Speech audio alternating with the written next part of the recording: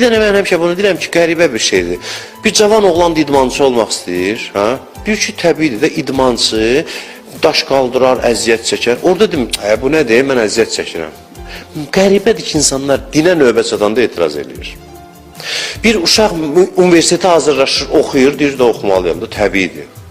Bir insan işləyir, ardası səhər yuxudan durur, deyir, təbiidə yuxudan durub işə getməliyəm. Heç kəs gileylənmir. Gəlib növbə dinə çatanda, burada deyirlər ki, 5 dənə şey yox denən, orada deyir, nə oldu ya bunu, başa düşmürəm, bu nə xəstəlikdir insanlar. Bir idman zalına gedən cavan oğlan hansı məntiqlə əziyyət çəkir, tərləyir, amma bilir ki, bunun yolu budur, ləzzət alır.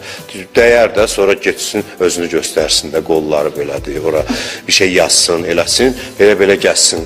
Şəhərdə bunun üçün eləyir, bunu əsasən çoxsu. Əksəriyyəti sağlamlıq üçün eləmir ki, o bir dənə orada gedəndə baxsınlar bir-birləsinə, bu belədir, buna görə. Ona görə onu eləyir. İdman yaxşı şeydir, sağlamlıq üçün eləsə çox yaxşıdır, əladır.